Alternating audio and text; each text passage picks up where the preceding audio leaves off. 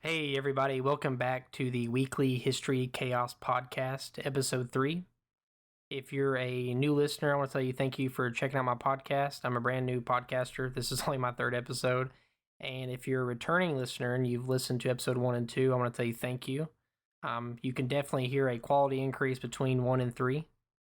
But let's get on to the main topic. This is a weekly history podcast where I talk about random subjects that I pre-write up before the show, and I put in this bucket right here, and I draw them out. I don't prepare any speeches. I don't. I try to do this pretty much as naturally fluid as I can. Talk about these, so I don't prepare anything super beforehand. These are all subjects that I'm very confident in and I know very well.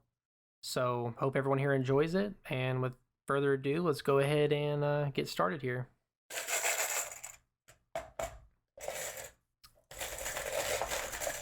Let's see what I get out of here.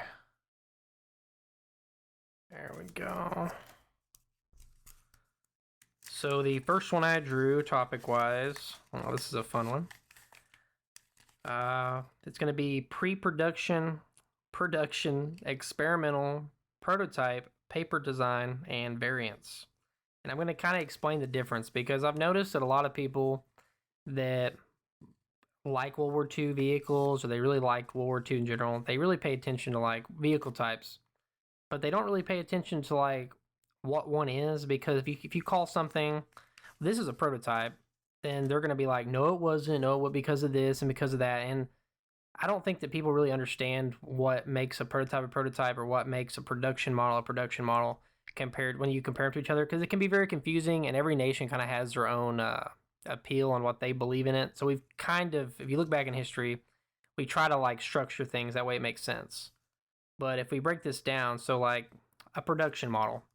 A production model means that this here is a mass-produced production model. It's a standard issue, let's say, airplane. So a standard issue airplane. This is the main model. We're going to produce thousands of these. This is it. This is a production model. And then you look at pre-production. Pre-production might be like the very first plane they make a few hundred of, or first tank they make a few hundred of. And this is still pre-production. It's they're going to work out some bugs. They might figure out some parts that in mass assembly don't work out for production models. So they're going to make some slight changes, and then eventually they're going to get to a production model. You look at experimental and prototype. Both those are very confusing because something could be experimental and a prototype, but at the same time, there's many things that have been made that are truly experimental.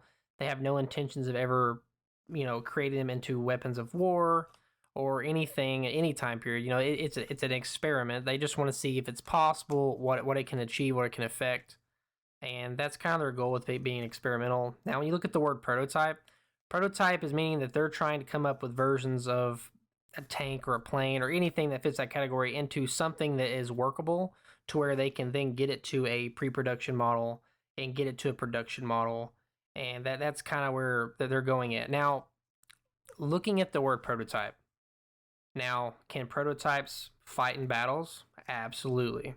Can prototypes be in a war? Absolutely. I mean, they can be produced. I mean, most prototypes, I would say, are usually single digit productions, double digit productions, maybe 20s, 30s, hundreds. There might be 100. It's very rare if a prototype gets made in a large quantity, which there are cases of that. There's some Italian planes and some German planes that have been, well, Italian planes, I know I can think of one, and then there's a Japanese plane that was made in a few thousands, and the Japanese still claim it was a prototype. And so that's where it gets confusing, because a nation might still call it a prototype whenever another nation wouldn't call it a prototype at that point. Another thing is paper designs. So just because there's a design for something and it exists in a blueprint does not mean that they actually built it. And there's a lot of these, especially for Germany. You look at like the E100, or like, oh, the Moss. Like the Moss, I made like one or two, but like you wouldn't believe, like even I growing up, I mean, I believe that, man, the Germans had all kinds of these Moss tanks out here. These just ginormous tanks. They had like hundreds of them. As a kid, I believed this. And as you grow up and you do more research, you figure out, you're like, oh, they only completed one tank, one Moss ever. And, as a kid, you're believing in the myths of World War II, and you're kind of feeding yourself into it. Like you imagine that Germany just had like bukus of Tigers, and they made all these King Tiger tanks, and that just wasn't true. So like blueprint designs really throw people off, paper designs, because people think that there's a paper design, they actually made it, and that's not always the case. And sometimes they might make a mock-up prototype, or they might make part of it and not ever finish it. So, but it still exists as a paper design technically because it never got made to a either experimental level where you could test it out or prototype level or any of these others. Another one's going to be variants. So like they could have a production model and then off that base production model start making variants, and the variants can range in any number. So this is a test and tried model, and now they're going to start making variants. And you look at that, you see that like in tanks, they might make a flamethrower variant of a tank or something along those lines. They're going to make different variants. Now you look at it, and it's still like if they turn a Panzer IV and they make it a flamethrower Panzer IV, it's still a Panzer IV. That's the base chassis. That's what it is. But it's a variant of that base model. And variants can happen in prototype stages. Variants can happen in experimental stages, but not very likely. Usually, if they make a big difference on a prototype, that would be a different prototype. And if you look up, you can find planes where there's 4 different prototypes. They don't call it one prototype with 3 different variants or 4 different variants. They just say there's 4 different prototypes for that plane. So that's kind of the explanation between pre-production, production, experimental, prototype, paper design, and variants. And hopefully, you learn something new about World War II and history in general with production on how things are kind of labeled. So let's move on to the next topic and see what I draw.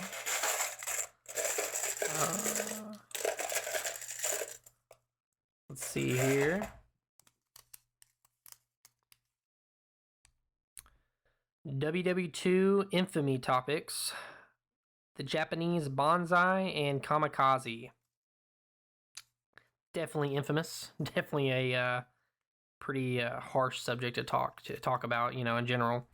But I guess the unique thing about it is that you watch World War II movies and you watch things like that and you read about it and you see about, sacrifice and, a soldier laying his life on a grenade, and you hear about these tremendous moments where somebody put others before themselves and they sacrifice themselves for their country, their brothers, their comrades. It's kind of a deep meaning. But then you look at something like Japan, and they did it on such a mass scale. Like it's fanatical. They believe so much in their emperor, Hirohito, right? I think I'm saying that. Hirohito? Pretty sure I'm saying that right. Probably butchered that name. But they have so much faith in him. He's literally a living god to them. Like their emperor is their god, their father. Like he is everything to them. And you look at things like bonsai charges, like the Japanese we fought a very brutal war in the Pacific Ocean. And because the Japanese, they didn't give up. They didn't surrender. They literally fought to the end. And they would do these mass bonsai charges where they would literally, you hear about it, see it in movies, bonsai, and they charge. But it's a true thing. They would come out and they would do it. It's a suicidal charge knowing they're all going to die. But if they can take 1 or 2 or 3 or 4, however many they can take with them in this process, it's considered an honorable death for them. And they'll do it every time. The same thing with you look at kamikazes, like kamikaze attacks. They would load up planes because they didn't have bombs for the planes, and they would literally, load up the plane with dynamite, TNT, extra fuel, everything to make it a living, well, not living, but make it a running bomb. It's a flying bomb is what it is. And they would send these pilots on one-way trips, like, you need to find a ship and you need to run into it with this, and pilots would, it was a great honor to volunteer for this. It wasn't like, one person got picked to do this. They were people like, I'll do it. Everyone wanted to, at that time period, wanted to sacrifice themselves for their emperor. It's, and the whole bonsai thing versus, it's in both sides too. Even the Army and the Navy in Japan were competing with each other on the emperor's favor, and then just also political context. There's a lot. I'd like to read more into that. There's a lot going on in Japan between the Army and Navy. It's a really cool. They made a movie about it. I think either this year or last year, the Archimedes, and it really delves into the politics between the Army and the Navy. Kind of off topic, but it really delves into it. And it's a fascinating subject because the Army and Navy ran the country, but they had such a confliction with each other and always button heads. But yeah, infamy wise, the kamikaze and the bonsai charges are up there. I would say they're one of the most historic things in World War II that really gained a lot of infamy. It's just because they were so fanatical about their leader. And that's something that other nations really didn't have. Like people would, die for their homeland. They would die for their country. They would do everything like that. But on such a mass scale, it's a very very rare thing to see in history. Let's see what we got next on the topic list here. Also, while I'm drawing this, some background context on myself here. I make content on YouTube and TikTok primarily, and I've recently just started this podcast here in the last few weeks.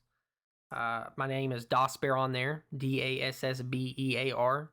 If you have any ideas for topics you want me to throw in the bucket or anything like that, reach out to me on my TikTok, on my YouTube, or send me an email at jdcarson93@gmail.com. And if you are interested in history and you have a microphone, webcam, and enough set up to do a podcast like this, I can have a guest on here with me, and I'm actually looking for a guest. It just makes conversation more fun and fluid. So if anybody's interested in being a guest, or they know someone who would be a fantastic guest for me to be on their show or them to be on my show, please contact them, send them this podcast, or give me a contact info to them. I appreciate it. Thank you. And we're going to go on to the next topic here. So naval warfare between World War I and World War II. And we're going to look at, and we're going to talk about changes between them. So if you look back at World War I, World War I was ruled by the dreadnoughts. That's what they called them back then. The battleships of the time, the super dreadnoughts. That's really what ruled the seas. And it's also a sign of prestige for your country. How many dreadnoughts did you have? How big were they? It's like flexing your muscles. You look back and what is it? Teddy Roosevelt, the Great White Fleet, having a dreadnought back then, like World War I battles were, I would say, closer to what they were in historical battles. I mean, it was firing, shells at each other at range. Airplanes really were not where they should have been at to, be engaged in combat. Submarine technology hasn't, gained enough traction yet to be used really. So you were just left with surface fleet vehicles pretty much. And the bigger the surface fleet vehicle, the better they are. Torpedoes also very low on tech. So I mean, it was literally just guns against guns. That was the context of World War I naval battles. And then you jump into World War II, and technology has now jumped. I mean, it's jumped. The massive battleships of World War I, and which have gotten even bigger now in World War II, they are not where they. I guess they're not the king of the seas. They're not the primary. The aircraft carrier really replaced everything in World War II. And that's just kind of the truth. I mean, airplanes became the dominant force. I mean, it's just if you had airplanes, you could take out fleets of ships. Just being able to protect your carriers was the most important thing in World War II. Now, after that, submarines, honestly, very. You look at World War II and you don't think subs are that strong in World War II. But then you look at the Pacific side of it, and the U.S. adopted World War II. They adopted Germany submarine tactics a little bit, but they kind of made them their own thing. So Germany would have, the wolf packs, and they would go out in these groups, and they would coordinate to a point. They would coordinate to a point to entrap, but they weren't in close coordination. It wasn't like, hey, you go here, I go here. It was more like they would box in convoys and stuff and hit them. It wasn't super detailed. Now they had great success doing this. They did a good job. But when you look at the U.S., kind of took some of that, and they adopted their own submarine tactics, and they kind of made it work for them. And the U.S. would have, their groups would run in groups of 3, usually, and they'd have 3 subs that would run together, and they would use them, these 3 subs communicating together would hunt, and that's how they would work. And you look at it, we sunk 35, I could be wrong, it's either 30 or 35% of the Japanese Navy was sunk by U.S. submarines. Silent service is a really cool thing to look into. That's what they gave. Well, submariners in general, they call it the silent service because they're stealthy and they're under the water, and it's everything they're doing. But U.S. submarines did a really good job in World War II. Other nicknames for them are bubbleheads, things like that. But it's a really cool thing to look into. But between World War I and World War II, just a lot of technology changes. Submarines became usable. They were not very usable in World War One. Aircraft carriers became the king of the seas. Fleets revolved around really having ships. Fleets revolved around spotting. And that's another cool thing about aircraft carriers. Having planes to spot from the sky enemy fleets is a huge advantage because you could, with your plane, see an enemy fleet, mark its location. You know the direction it's going, the speed it's traveling. You would know where it's at in the ocean. You could get back, you could relay that back to your carrier, and then your carrier group could send out, bombers, torpedo bombers, things like that, and take it out. Or they could coordinate with other fleets in the area to send them that direction to attack them. The ocean's big. Being able to tell where enemy fleets are before they find you, huge advantage. Usually the side that found the other side first is usually the side that won in World War II naval battles. Sorry, gotta hydrate or die. I swear before I start these podcasts, I drink like 2 bottles of water and I still get parched whenever I'm talking. So World War I, World War II, big technology changes on naval warfare. Probably repeating some of this. So submarines great, aircraft carriers great. Battleships are still good, but battleships are extremely weak to torpedo planes and extremely weak just to aircraft in general. It doesn't matter how many AA guns you put on a battleship, they're not going to be able to stop enough. If you keep sending planes at, they're not going to be able to stop it from eventually hitting it, and then they're going to sink. And they also cost a lot of money. They take a lot of time to build. Aircraft carriers are just a lot safer. You spend all this money and time in creating them, but then use the planes, which are a lot cheaper, to attack the fleet. And the aircraft carrier never comes into harm's way, so they stay, undamaged, unprotected. They stay protected. So yeah, that's kind of the changes between World War I naval battles and World War II naval battles. Let's see what we draw here for our next topic.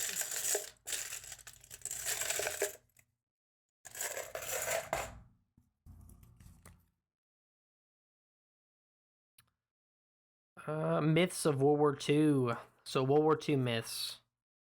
The most common myth I can think of, and it's the one that everyone believes, that Germany had amazing tanks, from the start of the war. They've always had, Germany had so many, they just had motorized trucks and mechanized divisions, and they had all these tanks. They had Panzers 1s, 2s, 3s, 4s. They had, it's not true. Like, they didn't have that much. You look at it, like 80% of the German military in 1939 was still being supported by horses and horse-drawn wagons and cavalry because they had to get the supplies to the front. They did not have, it wasn't fully mechanized. They did have mechanized divisions and they did have motorized divisions, but they were small. They were a limited aspect of that period. Another myth of World War II, the Maginot Line was a complete waste of money and resource. The Maginot Line actually worked for what it was made for. Like, it really did work. It performed its job successfully. They couldn't have broke through directly at it. They had to go around it. Now, I will say this. The amount of money they put onto the Maginot Line could have definitely went somewhere else. And France's biggest weakness was they had a large army, but they also had a lot of area to defend. They had holdings in Africa, South America, Caribbean, and then they had holdings in East Asia. They had to have their soldiers spread out around the world and even the Middle East. So, they did have a large army, but their army was also spread out, as Germany's army was not spread out and it was all in one spot. So they could have spent that money in a better place than building giant underground forts to hold a line. But, they thought that it was going to be trench warfare again. You can't blame them. That's what they just, experienced. That's what they believed going forward was going to happen. So they were getting prepared for it again. They just didn't know. It's hard to think that technology would jump as fast as it does, and that's kind of a surprise in history because you look back and a lot of technology doesn't change for a long time in history. And then as you get closer to today, technology jumps and leaps and bounds every like 10 years. So that's something they didn't know. Another myth, well, a bunch of myths is like that. Half the vehicles and tanks and weapons of war they believe existed in World War II either A, never existed, or B, they did not exist in the numbers that people claim they did. It's like, it kind of just gets exaggerated, to a point. Another one is that Soviets had terrible tanks. That's another myth. The Soviets had great tanks. Their tanks were good. Oh, that's another one too. French, they believed the French had terrible tanks. I don't know why everyone thinks the Soviet tanks are terrible and the French tanks are terrible. They did not have bad tanks. They had very good tanks. They just had bad. They were either bad tactics or ill prepared for war. I mean, that's the two things that kind of go with, warfare. You have one side very prepared and have a good tactic and strategy. That means they're probably going to win if you have the same level of technology and everything, and just kind of how it works out. Another myth. Gosh, I don't know if I can think of another myth off the top of my head. I mean, those two myths are kind of the biggest one. I mean, I guess another myth would be that German U-boats. That's kind of a myth. They believe that. I mean, a lot of people think that German U-boats. The U-boats, they weren't effective. They didn't. They were very effective. Okay, if Germany would have like doubled down on like their U-boat production at an earlier time, they had a lot more U-boats than they actually did, and also the code didn't get cracked. U-boats would have been extremely effective at stopping convoys. I mean, they took out a lot of tonnage. If you look up the total tonnage, it's like hundreds. It's an exponential amount of tonnage. I can't name the exact number, so I'm not going to try, but it's a bunch. And they took out, which if you look at the percentage, it's a low percentage, but that just goes to show you how much actually came from the U.S. But yeah, they sunk a bunch. If they would have had more ships, more submarines, more U-boats, then it honestly could have been way more successful than it was. And if you look up the story of us breaking the code for the Germans, I mean, it's very lucky that we got to break the code when we did. If we wouldn't have got a hold of an Enigma machine, then the chance of us breaking the code at the time frame we did it would have been very, very low. So we got lucky on our side for the Allies. But yeah, that's all the myths I can think of. I'm probably going to think of another one later and completely regret not bringing it up in this podcast, but we'll see. Go ahead and draw another topic here.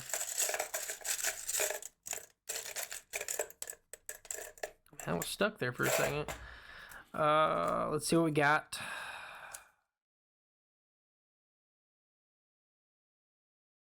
I think this one was supposed to go with that one earlier. I think I made an error on this one. Whoops. Yeah, I think that was supposed to be attached. Yeah, I kind of talked about that one. That one was the Emperor Hirohito, which I talked about with the Bonsai and Kamikaze. I think it was just supposed to be... It was supposed to kind of be with that one. I think there was a mix-up when I wrote those down. Ooh, my favorite bombing raid. I know I sound like I'm going to be typical American and say my favorite one, but, it's going to be the Doolittle raid. And I don't know if you guys watched Pearl Harbor, but, which it is kind of a chick flick. I'll give you that. There's a lot of, gushy love story to it. But the Doolittle raid is, my favorite thing in, whenever they depict it in World War II movies, or it's just talked about and everything, because, it being a voluntary mission, and they took planes that, were not supposed to...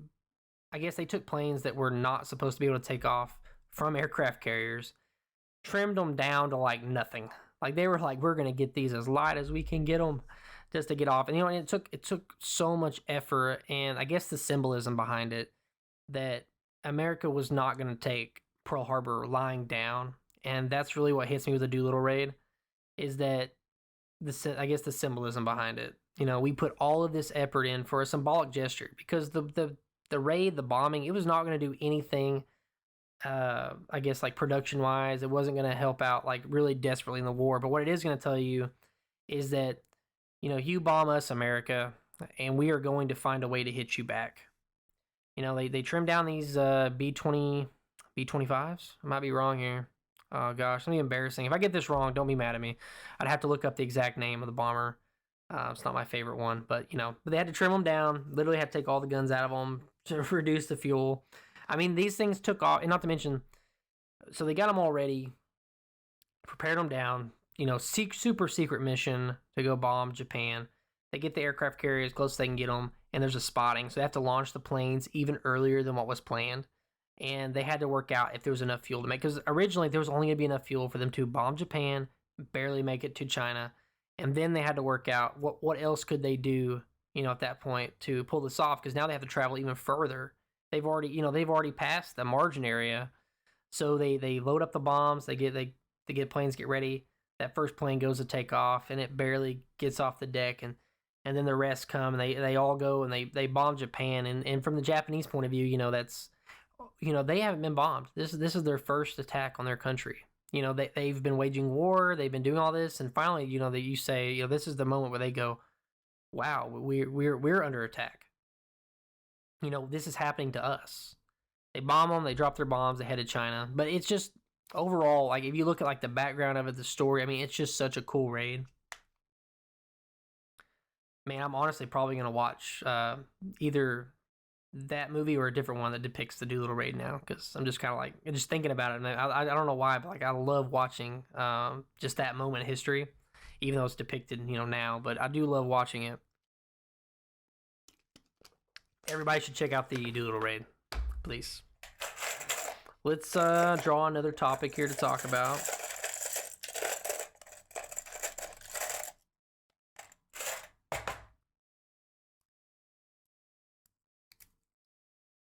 Helicopters, World War II. Bet you didn't know helicopters were in World War II, did you?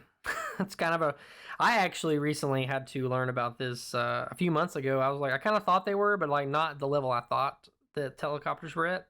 Helicopters were there. I mean, like they could take off and stuff. A lot of people ask if helicopters, like, because everyone, like every nation was developing helicopters, and a lot of people ask, if they were developing helicopters, why don't you ever see them like in war or doing anything? And the point is, it's kind of like if you look at World War I submarines, the technology just wasn't there for helicopters yet. I mean, it was growing and it was going to get there, and they were fantastic things, but they were not at the level they needed to be at to be a resource for war.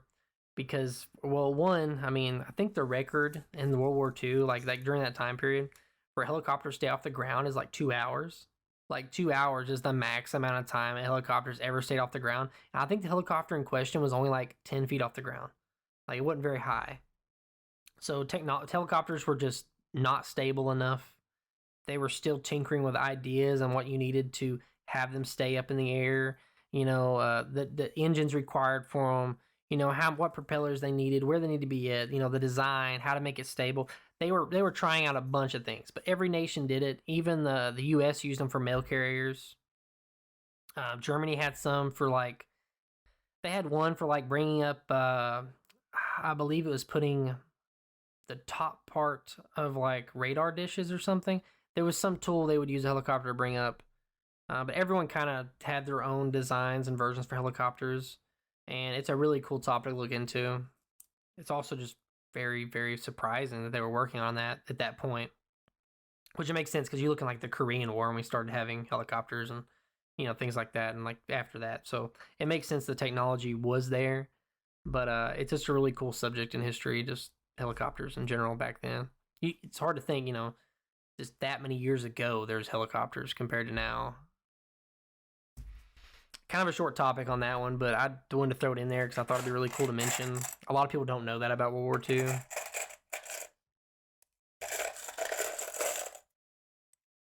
Let's see what we got here.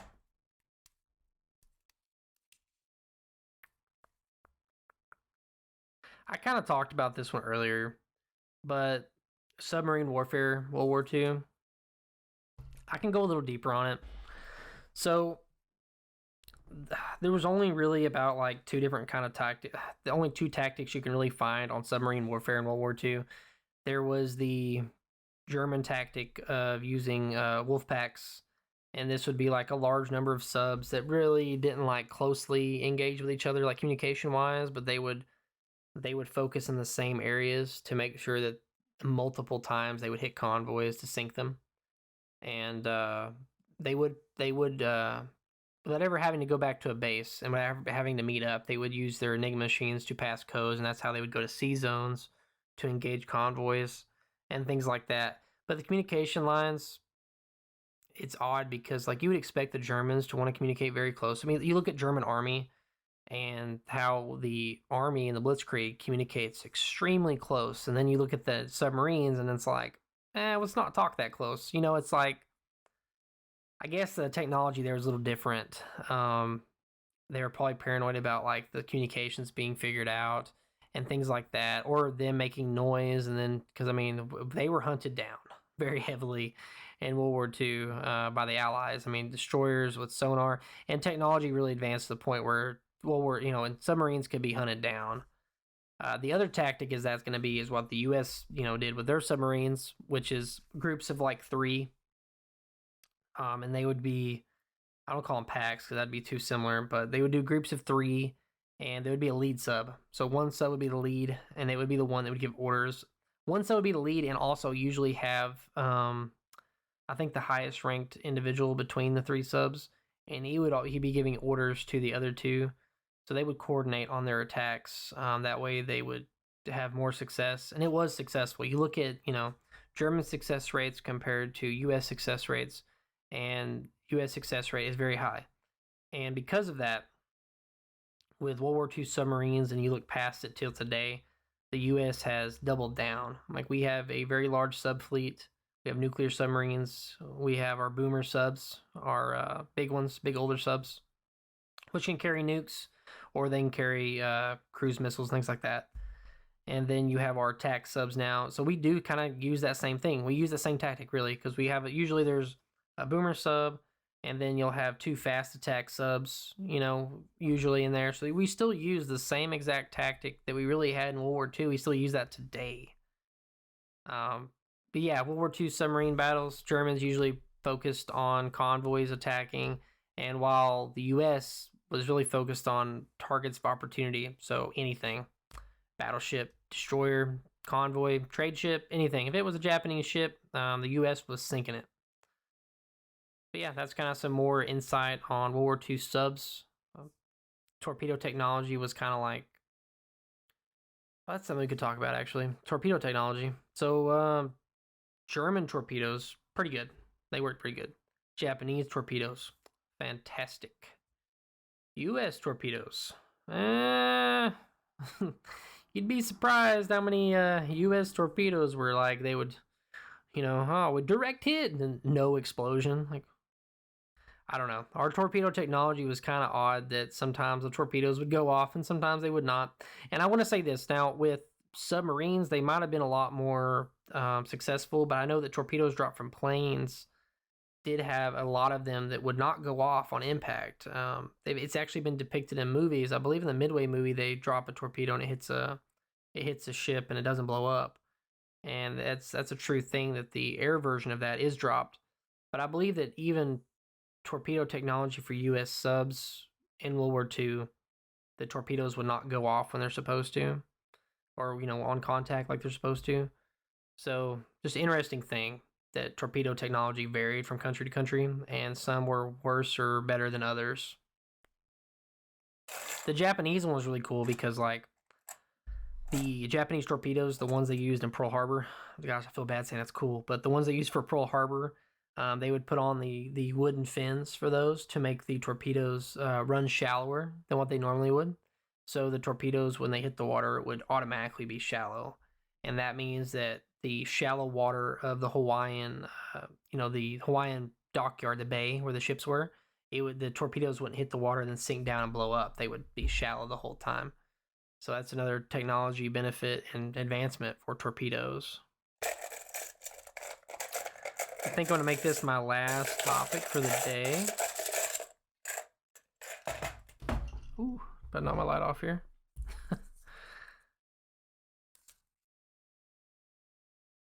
And for my last one, I put more myths of World War II.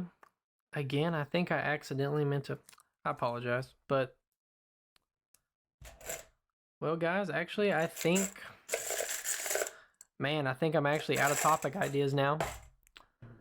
So I'm going to end it there. I have kind of increased my podcast time to closer to 30 minutes. I will have more topics for next episode of the podcast. I want to tell everyone thank you for checking out the podcast. If you're a returner, if you're a new viewer of this podcast, I hope you enjoyed it and everything was great. Please leave me a review anywhere you can. I know if you listen to this on Audible, you can leave me a review on there, and I really do appreciate it. It helps me figure out what I need to work on, what I need to do better. Everything like that. And if everybody could, please follow me on TikTok, YouTube, any of my social media channels. I go by Dassbear on those. Dassbear. And other than that, I want to tell everyone thank you for joining me for the weekly History Chaos podcast, episode 3. Y'all have a great week. Thank you.